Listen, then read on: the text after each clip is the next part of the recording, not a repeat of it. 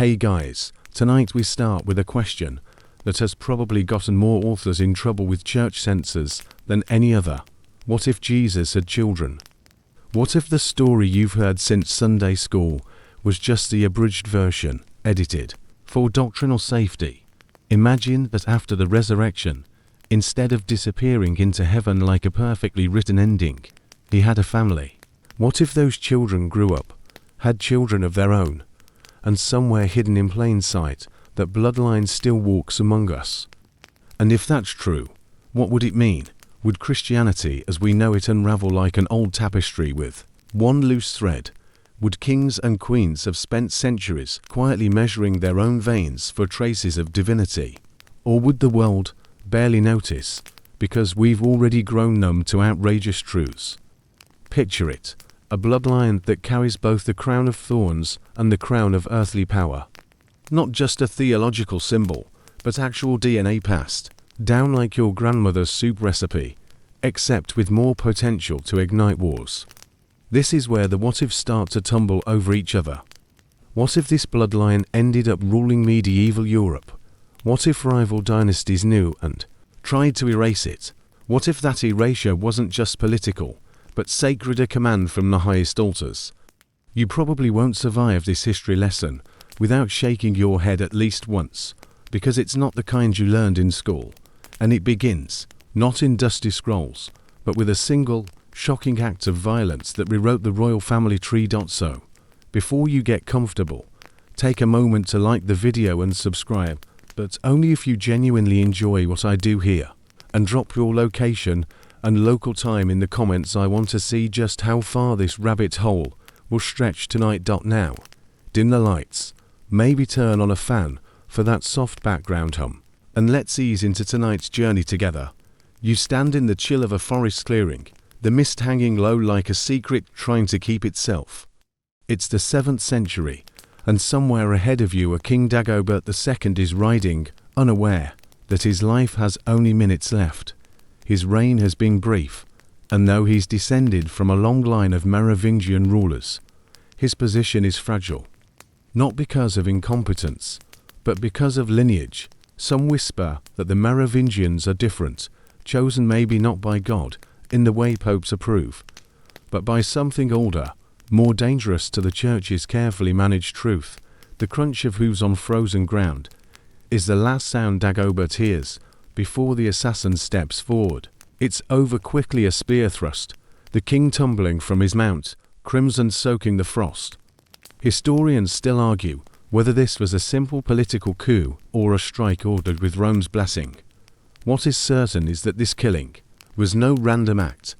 It was a surgical removal of a threat, one that went beyond politics and into the realm of heresy. You feel the weight of that silence afterward, the kind that follows when the forest itself realizes something irreversible has happened. The Merovingian bloodline will stagger on for a few more years, but Dagobert's death is the first real crack, and for reasons nobody will fully explain. Later chroniclers will pretend they barely existed at all. This is where the what-ifs start stacking higher. If the Merovingians carried a divine lineage, then removing their king was more than murder. It was an attempt at theological control. Yet strangely, the family isn't hunted to extinction. They fade, they lose crowns, but they remain hidden in the underbrush of history, as if someone, somewhere, wanted them forgotten, but not gone. And it's here, in this misty clearing with a dead king cooling on the ground, that your journey into the deepest vaults of Europe's most dangerous secrets truly begins. The forest doesn't hold the secret for long. News of Dagobert's murder spreads down the Rhine, like frost along a window pane, slow, creeping, inevitable.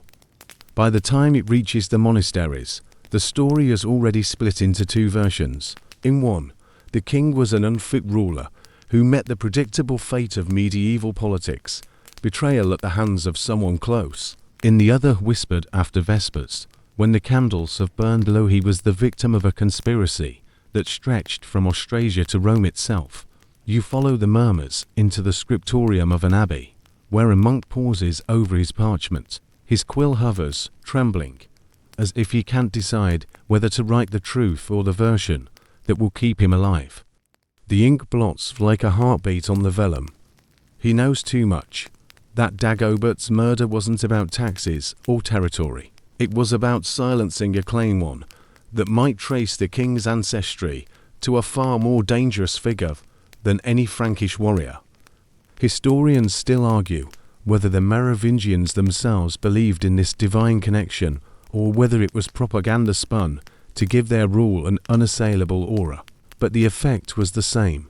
A dynasty perceived as chosen, not just by God in the official sense, but by a bloodline that could make bishops nervous.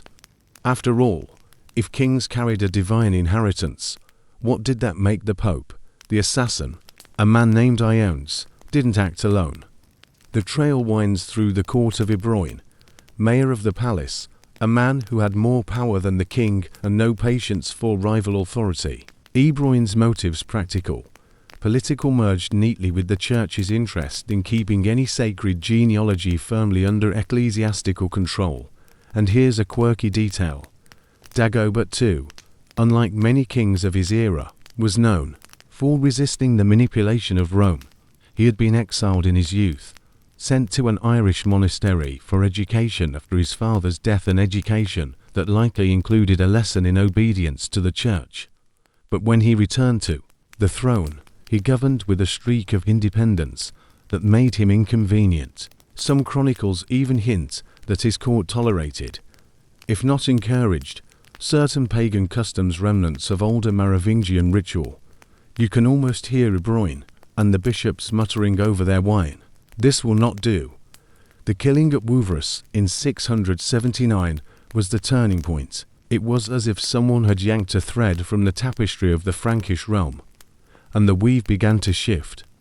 With Dagobert gone, the Merovingians would still wear crowns for a time, but their authority would drain away. The real power would slide into the hands of men like Ebroin and later the Carolingians, yet the bloodline itself didn't vanish. That's the strange thing. Dagobert had a son, Sigebert IV, who, if the fringe historians are to be believed, was spirited away to the south of France. There, in the warm vineyards and coastal hills of Septimania, he supposedly lived in obscurity, far from the Frankish court, under the protection of sympathetic nobles. Mainstream scholars call this story a medieval legend at best, a modern fabrication at worst, but the survival myth stuck, passed down in dusty family records and in the whispers of certain Languedoc villages. It's the kind of rumor that isn't shouted from rooftops, but slips between generations like a coded blessing. Remember who we were? You stand now not in the frost-bitten forest, but in the sun-baked courtyard of a small Occitan town. The locals serve you wine that tastes like the earth itself, and one old man's face like worn leather leans close.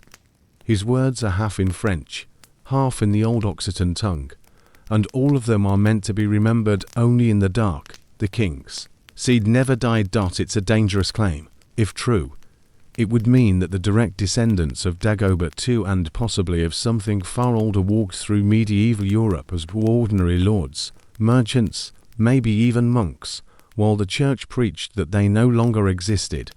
And you can't help but wonder, was their survival an accident of fate? Or was some group quietly making sure the line endured, waiting for the right time to step back into the light? You wander deeper into the story, and the Merovingians themselves begin to take shape not as abstract names in a dusty chronicle, but as flesh and blood rulers with a peculiar style. They are not quite like the medieval kings you picture from movies. No heavy Norman helmets or Tudor pomp. These kings wore their power in their hair literally. Merovingian rulers were known as reges creniti, the long-haired kings. The flowing locks weren't just a fashion statement, they were a political symbol. Cut a Merovingian's hair, and you symbolically stripped him of his right to rule. It's why captured kings were shorn, rather than executed. It was, in the political language of the time, a kind of living dethronement. Think of it as the medieval version of changing the Netflix password on your exit. Wasn't fatal, but it was humiliating and final. Historians still argue whether this hair tradition came from Frankish pagan roots or if it was inherited from earlier Germanic tribes. Either way, the Merovingians leaned into the mystique. Their origin story itself reads like a blend of myth and marketing.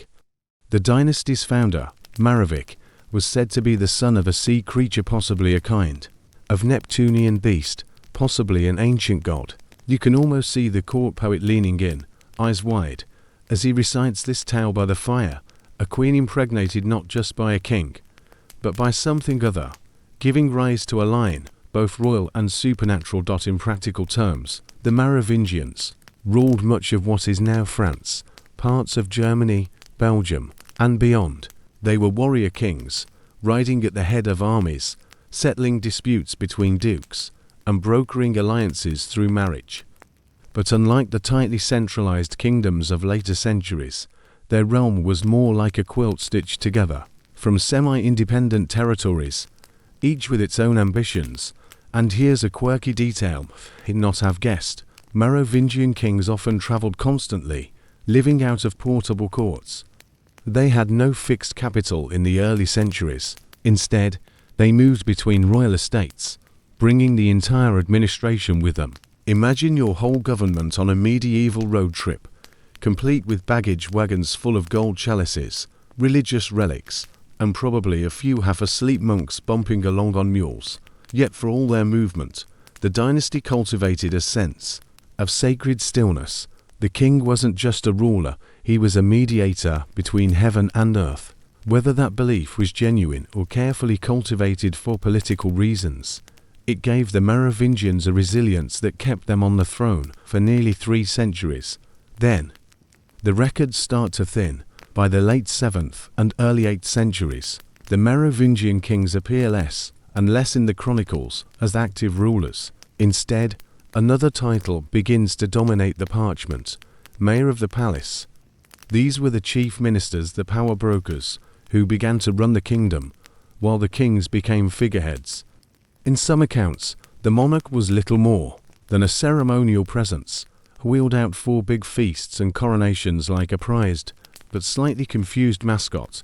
The Carolingians, still lurking in the wings at this point, saw their opening. They were practical men, less interested in hair symbolism and more in controlling armies, taxes, and church alliances. The slow sidelining of the Merovingians is one of those moments in history where you can almost hear the doors clicking shut. In a long, echoing hallway, fringe historians see this as the point where the bloodline was deliberately erased from power, not because it had lost its edge in battle, but because of what it represented. If the Merovingians were linked, even by rumor, to a sacred lineage, then their very existence was a theological liability to a church consolidating its supremacy. Easier to keep them as silent lords in far-off manors than on thrones where people might start asking dangerous questions. Mainstream scholars, of course, will tell you it's simply the classic story of political evolution. Dynasties age, bureaucracies rise, and someone sharper eventually takes over. But you've been in this narrative long enough to know that history isn't always that tidy dot. So you picture a Merovingian king in his final days of rule. He still wears his hair long, but it's silver now, falling over a robe embroidered with gold bees, the dynasty's emblem. He speaks softly, perhaps to his son, perhaps to himself. We are not gone. We are only hidden. And in that quiet conviction, the story shifts, because hidden things have a way of resurfacing, especially when they carry centuries of whispers behind them.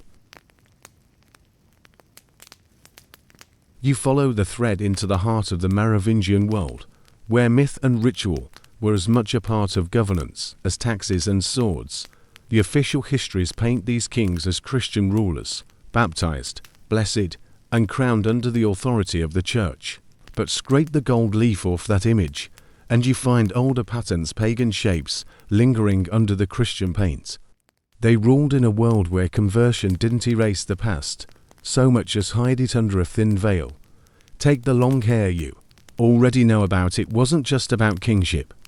It carried echoes of ancient fertility cults, where the hair was a sign of strength, virility, and divine favor. Cutting it was not merely political humiliation, it was a ritual act, breaking a bond with the supernatural.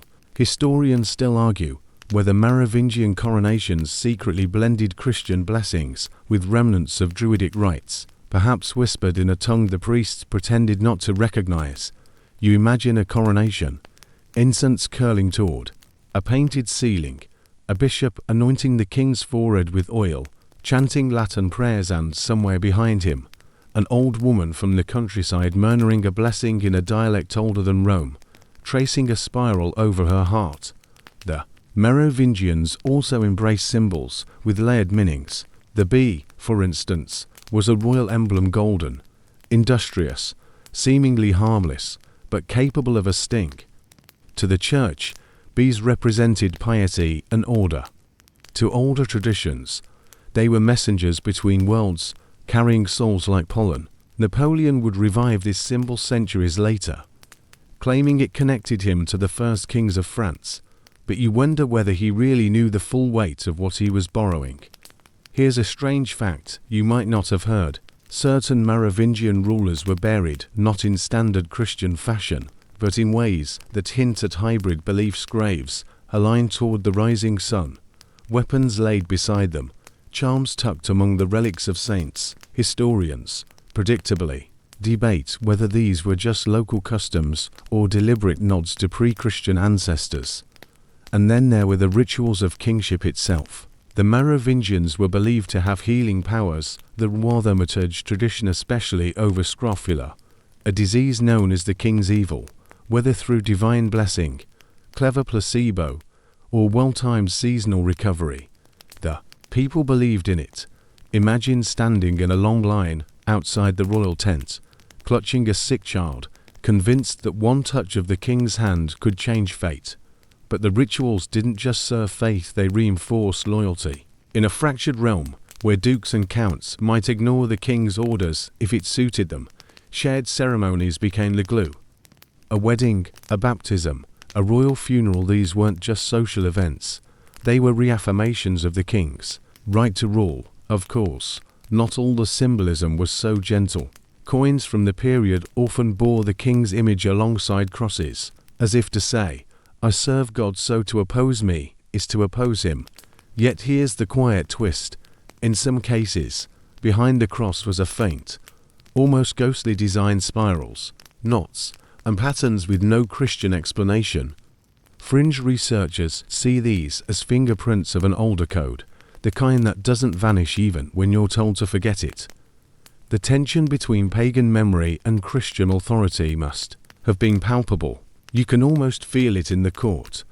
The bishop's eyes narrowing as an old noble makes the sign of the horns before a hunt, the hushed warnings not to anger the spirits of certain forests, the way some holy days suspiciously coincided with old festivals. The church tolerated just enough of this blending to keep the peace until it didn't.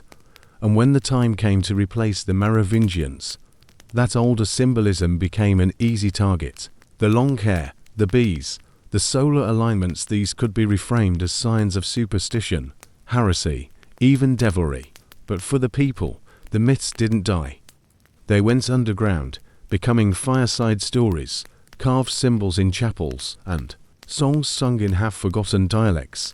You imagine a child centuries later, tracing a bee scratched into the corner of a church door, not knowing why it was there, only that it felt important. And so the rituals lived on, woven into the fabric of everyday life, waiting for the moment when someone would remember they meant more than they seemed. The tide turns against the Merovingians, not with a single battle, but with a series of quiet maneuvers, ink, whispers, and sealed letters doing the work swords once did. By the mid-8th century, the kings have become what chroniclers politely call do-nothing rulers. That's the official story, anyway. They still ride in processions, wear the crown, bless the people, but real power seeps into other hands. The mayors of the palace, especially in Austrasia, begin running the show. One family in particular, the Carolingians, start appearing in records as the ones who decide, while the king merely signs. Here's the mainstream fact. Pepin the Short, father of Charlemagne, will be the one to finally shove the Merovingians off the throne. The quirky part, Pepin's own propaganda paints the last king, Childeric III, as so irrelevant that no one remembers what he looked like. Some even claim he spent most of his reign cloistered away, hair growing long like a prisoner's, just so they could cut it publicly as a final humiliation. Historians still argue whether Childeric III was a puppet from the start or a genuine monarch whose authority was slowly eroded. But either way, the optics are clear. The Church blesses the Carolingian takeover. Pope Zachary himself writes back to Pepin's envoys with the killer line, "It is better for the one who holds power to be called king than for the one who does not." Translation: dump the figurehead, crown the guy who's actually in charge. You can imagine the scene. A royal hall in Soissons, banners heavy with dust, courtiers avoiding the king's gaze as the bishop arrives with the pope's letter. Childeric's fingers tighten on the arms of his chair, knowing exactly what's coming. The symbolic shears are already being polished. Why would the church turn on a dynasty it had crowned and blessed for generations? Power alignment, mostly. The Carolingians had proven themselves in battle against pagan threats and were more pliable in matters of papal influence. The Merovingians, rooted in half-pagan legend, still clinging to symbols the church couldn't fully control, were a liability.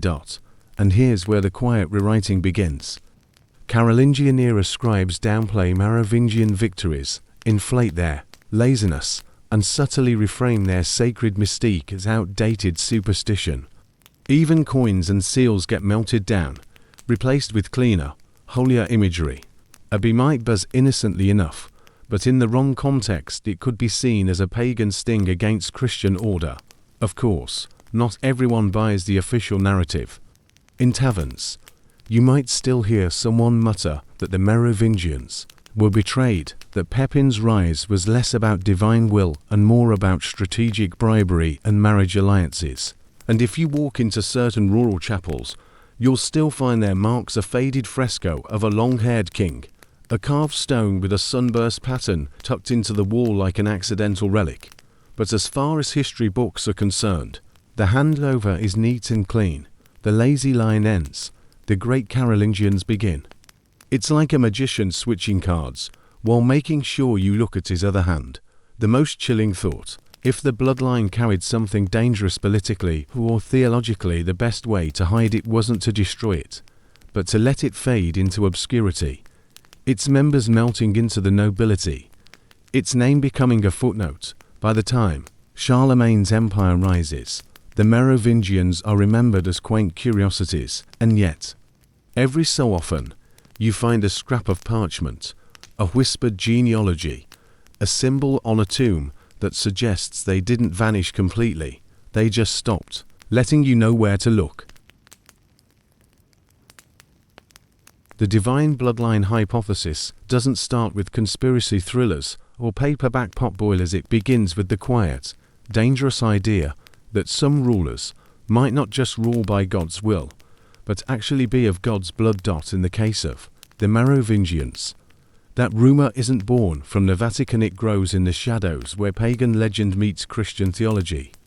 The mainstream historical fact: medieval chroniclers like the anonymous author of the Chronicle of Fredegar record that the dynasty descends from a semi-mythical figure named Merovic, conceived when his mother was visited by a beast of the sea while swimming. The story's strange enough already, but here's the part fringe historians like to underline: such hybrid origin myths often mask older, sacred king narratives. Now, twist that with the Christian overlay. Centuries later, whispers emerge that the Merovingian line could be linked directly or indirectly to the blood of Jesus Christ himself, through a hypothetical union with Mary Magdalene.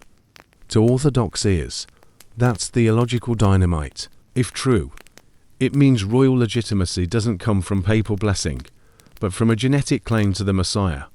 You can almost hear the Vatican archivists choking on their wine.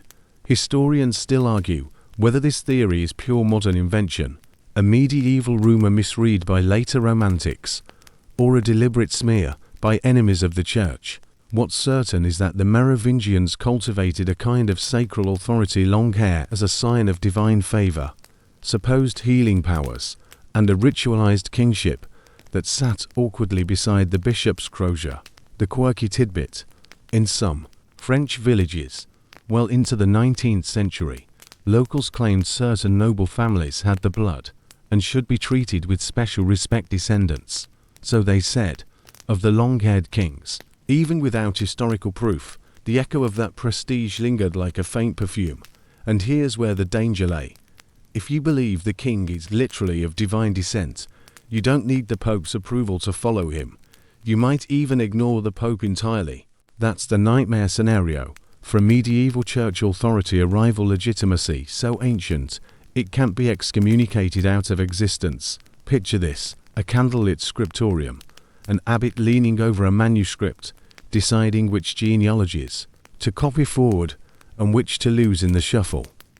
A quiet bonfire in the courtyard swallows an inconvenient family tree. A monk who asks too many questions about Clovis's special blood finds himself reassigned to a remote monastery where the winters are long and the wine is bad. The theological stakes were high. If Jesus had a bloodline, it would challenge core doctrines about his nature, resurrection, and role as the eternal, singular Son of God. If that bloodline was walking around in royal robes, it could reframe centuries of Christian power politics. Suddenly, the whole idea of the Pope as Christ's sole earthly representative might look like a very elaborate workaround. Of course, most academic historians roll their eyes at this. They point out the lack of primary evidence, the contradictions in later sources, the way every proof seems to rely on creative interpretation.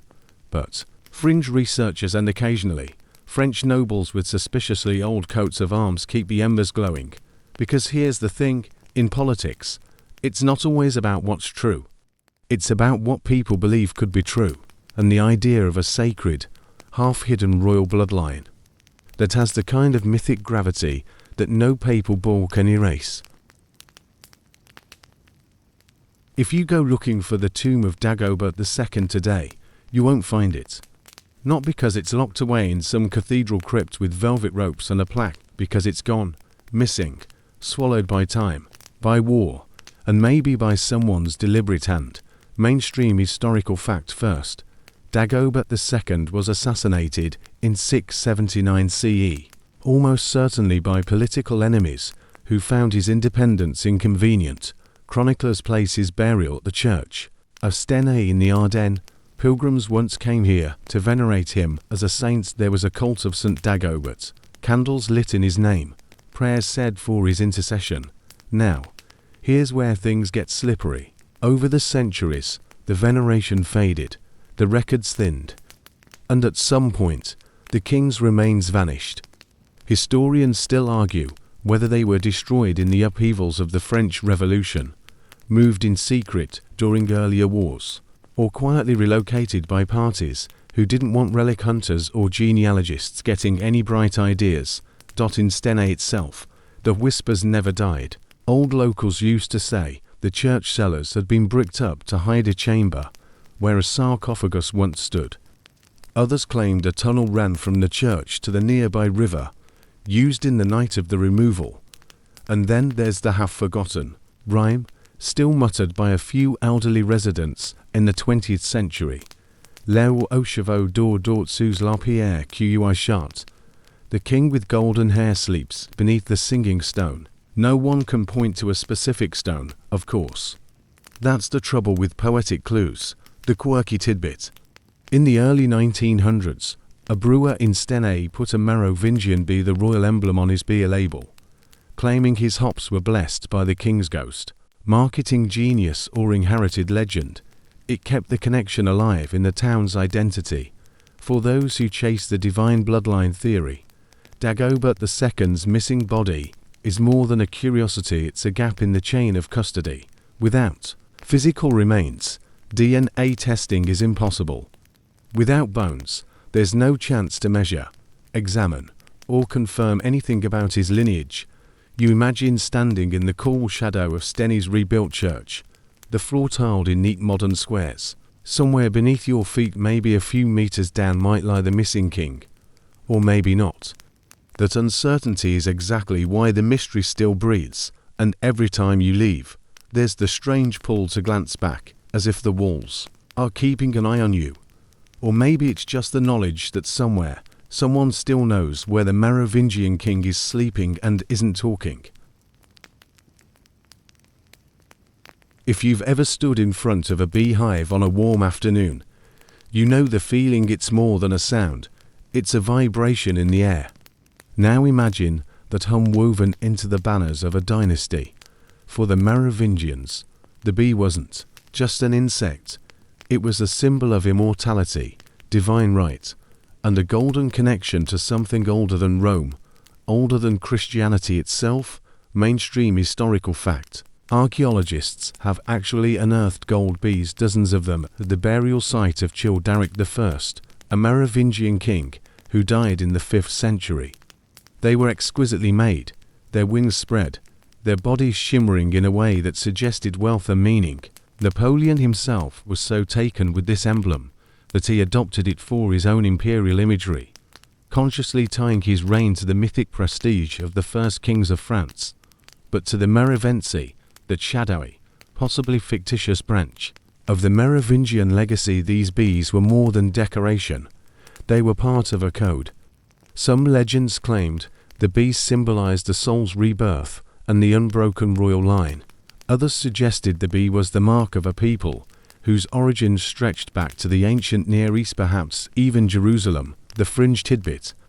A few speculative historians link the bee to the goddess Artemis and the priestesses of Ephesus, who were called Melissae, or bees. In that telling, the Merovingian rulers might have absorbed this symbolism through contact with early Mediterranean cults, merging it seamlessly into their Christian facade.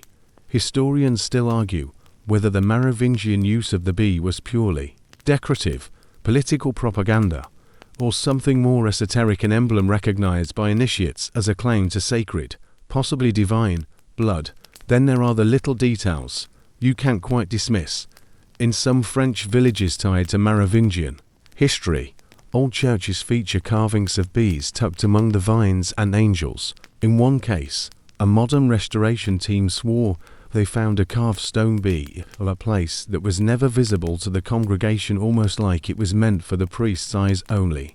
You picture one of those bees now, weathered and pale, its delicate curves barely visible unless the sunlight strikes just right.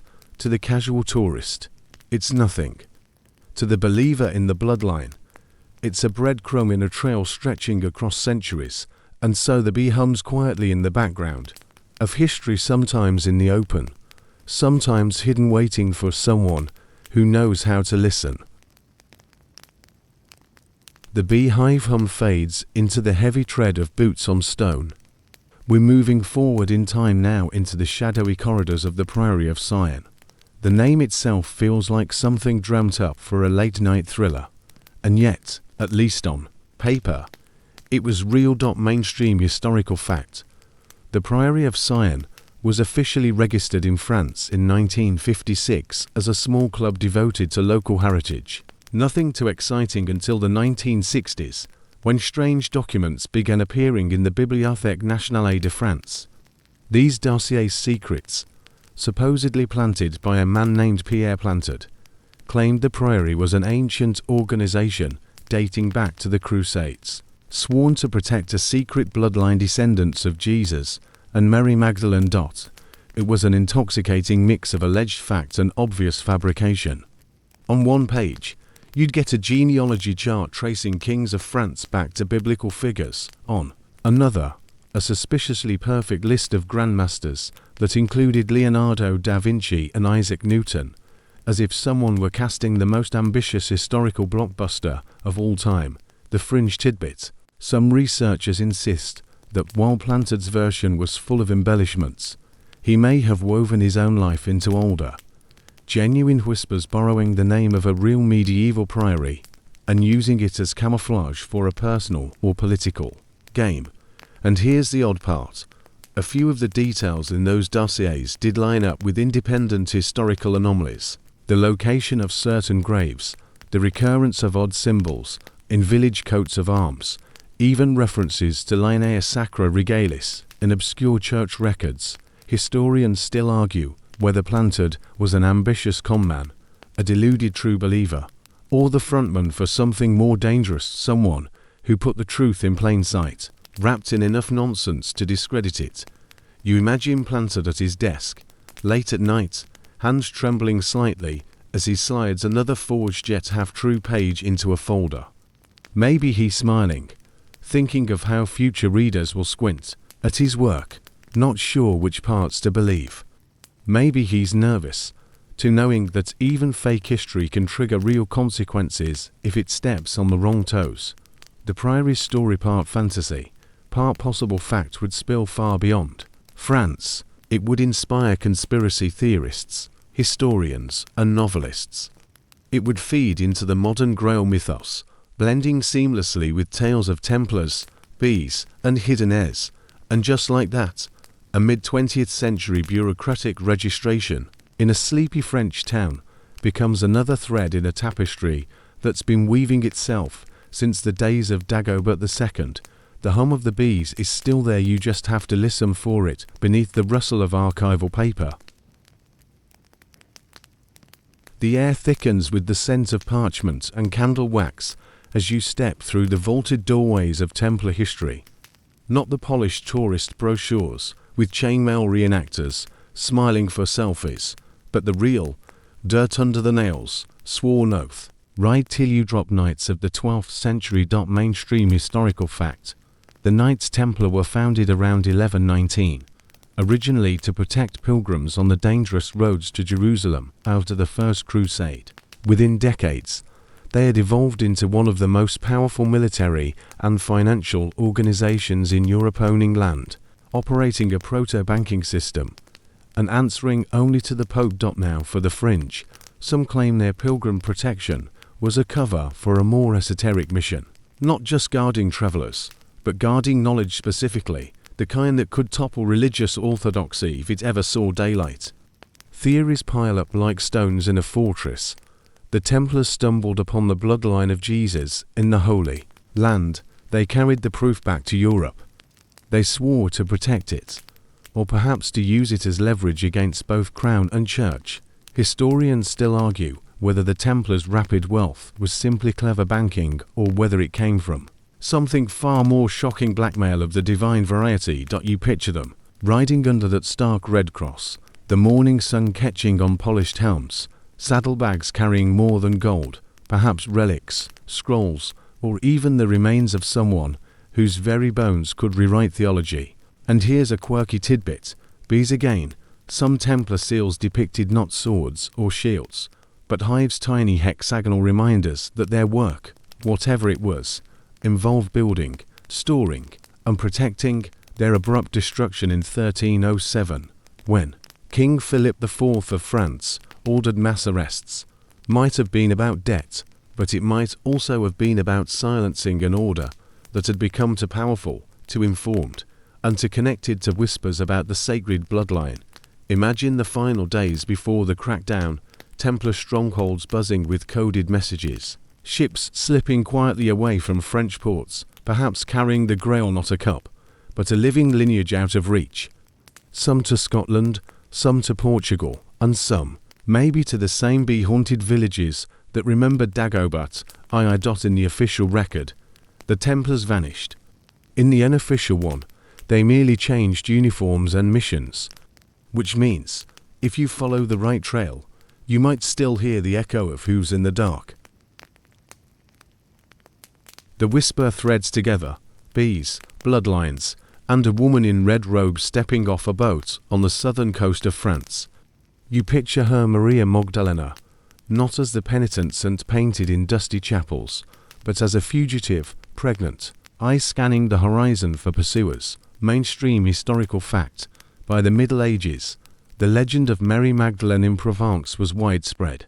Pilgrims visited the cave of Saint Baume, where she was said to have lived in penance, and churches across the region bore her name.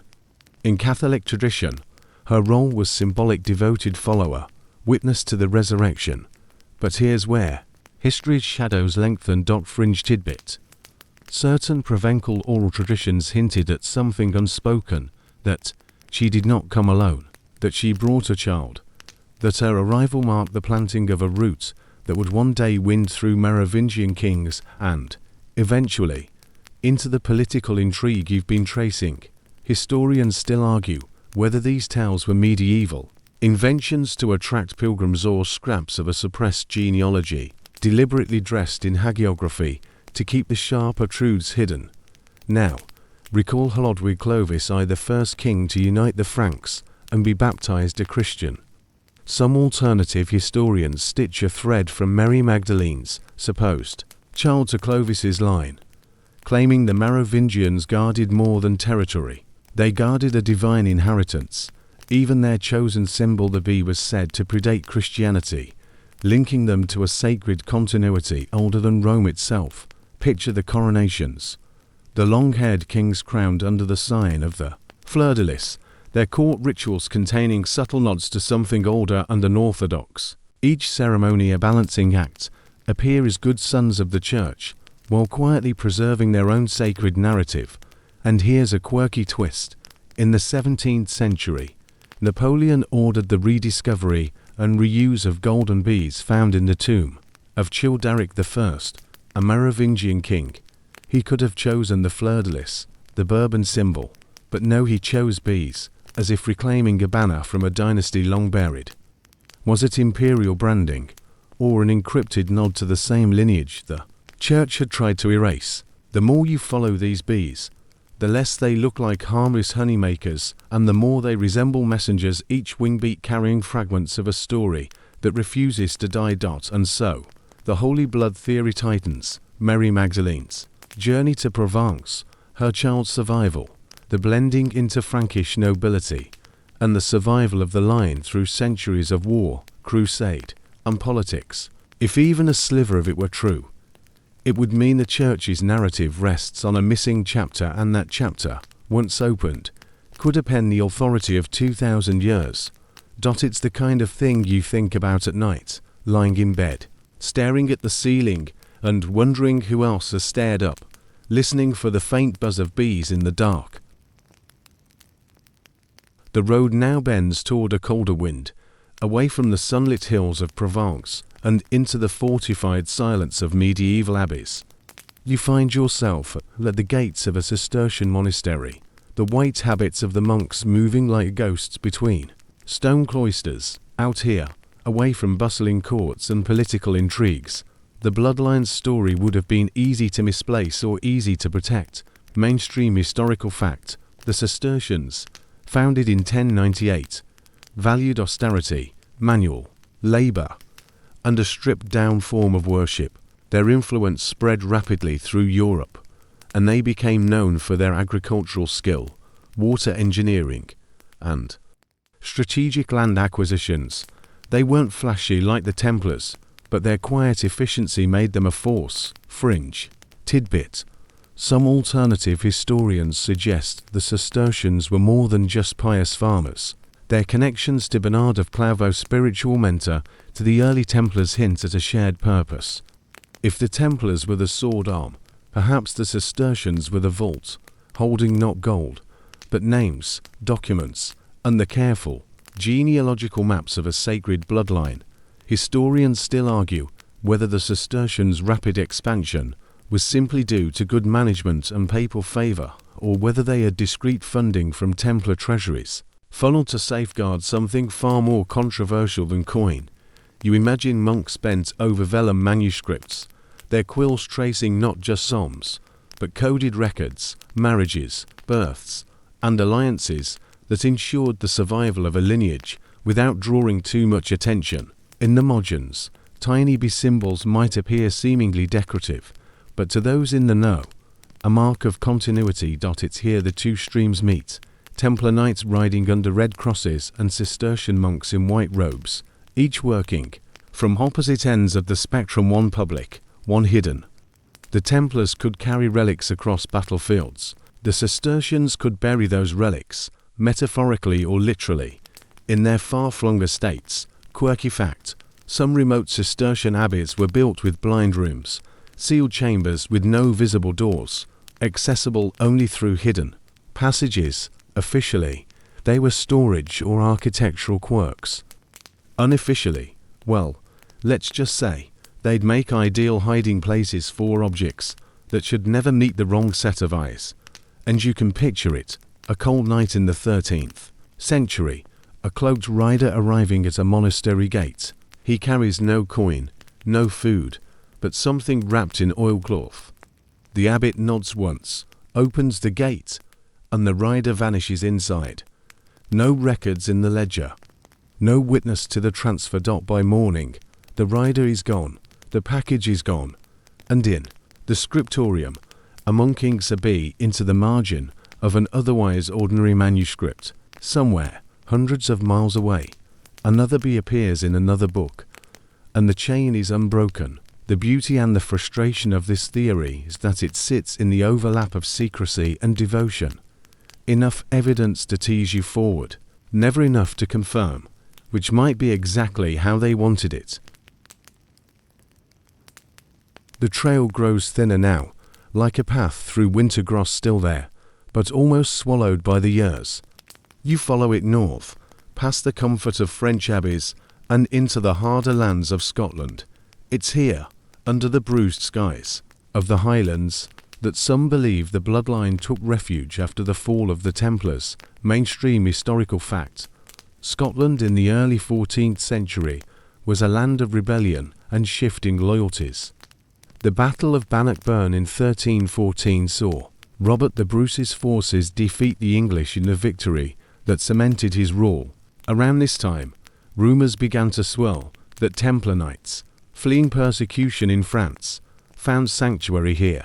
Fringe theory: those Templars didn't just bring their sword skills. They brought whatever cargo they'd been guarding, whether relics, scrolls, or living heirs. The Scottish crown, locked in its own struggle against England, might have welcomed them, both as fighters and as keepers of whatever mysterious asset could one day tip the scales of European power. Historians still argue whether the appearance of Templar-like symbols in Scottish architecture from this period is coincidence or proof. Some claim the Rosslyn Chapel, built later in the 15th century, is packed with carvings hinting at a sacred lineage, bees, flowers, and vines entwined in ways that feel more like coded messages than mere ornamentation. Quirky detail: in certain Highland villages, oral tradition speaks of the bee men, strangers who arrived from the south and taught locals unusual methods of honey keeping, along with snippets of Latin prayers that didn't match church liturgy. You picture the scene: a misty glen, a lone rider picking his way toward a fortified tower, carrying a swaddled infant under his cloak. Inside, a handful of knights, now wearing local tartan instead of white mantles, bow low to the child. No ceremony, no fanfare, just the quiet recognition of a burden passed on. The Scots had their own reasons for guarding secrets from England, and the arrival of Templars men, trained to hold a line against overwhelming odds, would have been a gift. And if those knights swore not just to a cause, but to a person, a direct descendant of an ancient royal or even biblical bloodline, their loyalty would be iron. Centuries later, the line between myth and fact is as blurred as the horizon in a Highland reign. But the names, the symbols, the stubborn survival of certain families through wars and dynastic purges, they whisper that maybe, just maybe, the bloodline survived here with than anyone dared guess. And if you've ever wondered why certain Scottish clans seemed untouchable, as though guided by a hand unseen, well, that's the kind of speculation that can keep you awake longer than you planned. The centuries keep turning, and yet the scent of the bloodline never quite fades. You trace it now into the Renaissance, where secrecy becomes an art form in itself. Italy hums with merchant power, France basks in royal pageantry, and in the shadows, families play a game that lasts lifetimes. Mainstream historical fact: the Renaissance wasn't just about painting cherubs and composing madrigals. It was also the golden age of coded communication ciphers, secret correspondence, and art used as political chess pieces. The Medici, the Sforza, the Valois, they all mastered the art of hiding dangerous truths in plain sight. Fringe speculation. Among the players in this great masquerade were families who claimed descent from the same ancient line you've been following. If the Merovingian legacy survived the Templar fall and found Scottish shelter, it's possible that descendants moved south again, weaving themselves into the nobility of Italy, Spain, and France, cloaked under new surnames. Historians still argue whether certain works of art, from Leonardo da Vinci's cryptic backgrounds to the geometric precision in Piero della Francesca's frescoes, were deliberate winks toward a hidden bloodline. Was the famous Last Supper just a depiction of Christ with his apostles, or did the figure beside him, often interpreted as John, bear a suspiciously feminine cast for a reason? Quirky detail. In Florence's archives, there's a 16th century record of a merchant who refused payment from the Vatican for a shipment of silk, stating in his ledger that "my loyalty is not to Rome but to the rose." The note is odd enough on its own unless you remember that the rose has long been a symbol linked with secrecy and, in some circles, the Magdalene herself. You picture candlelit gatherings in the tiled rooms of palazzi, soft voices, the sound of wine being poured, and maps rolled out not for conquest, but for charting the quiet movement of blood. A child born in Lyon might be married to a cousin in Genoa, not for love, but to stitch the lineage tighter, to keep the inheritance intact. If there's one thing the Renaissance perfected, it's the ability to let a story survive without anyone admitting it exists. The Catholic Church was at its most powerful, yet the whispers persisted, disguised as art, poetry, and the careful marriages of people whose names most history textbooks never bother to print. By now, you've noticed the pattern. The bloodline is never flaunted, it's folded into alliances, melted into symbols, hidden under centuries of dust. But just when it seems it might be lost entirely, some artifact, some inscription, some inexplicable choice of emblem pulls the thread back into view, and it leaves you with the uneasy sense that maybe the Merovingian code was never meant to be broken, only understood by those already in the circle. You follow the thread into the modern age, where history's pace quickens, and old secrets face a new danger: too much light.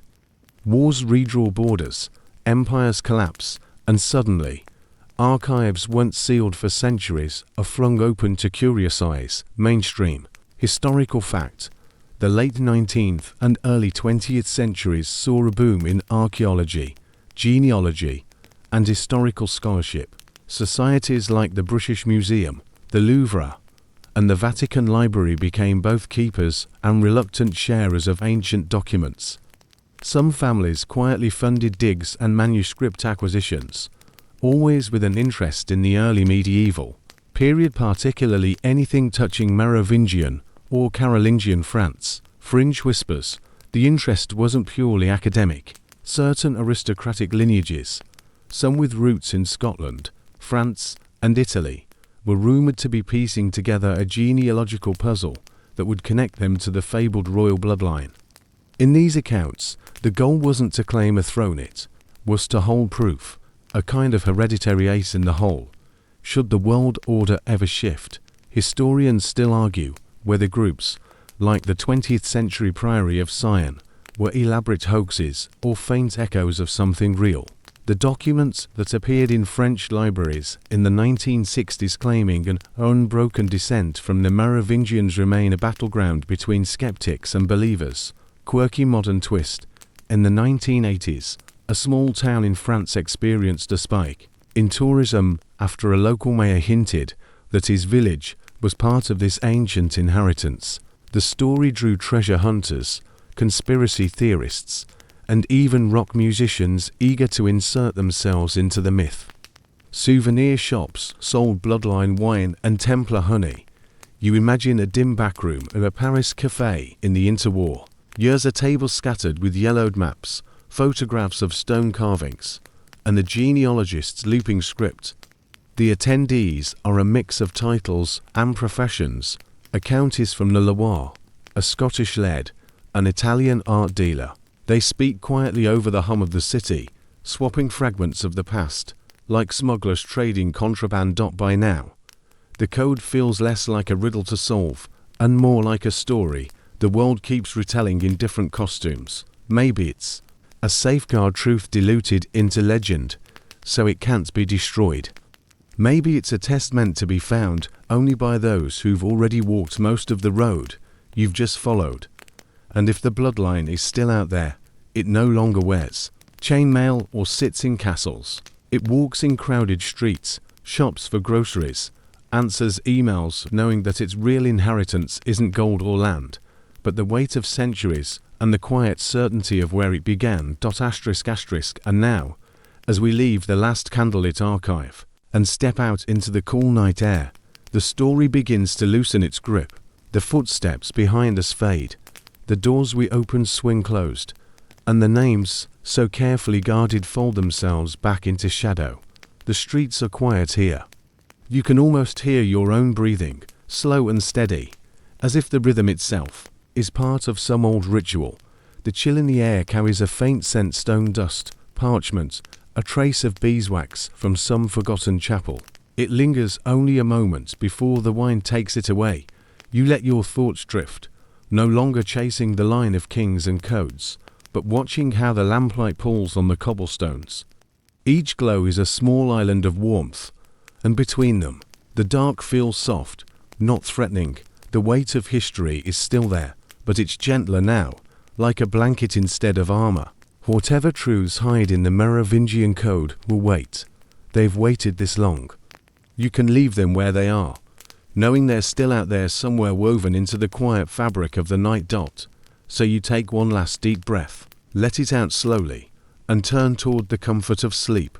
The story will still be here when you wake.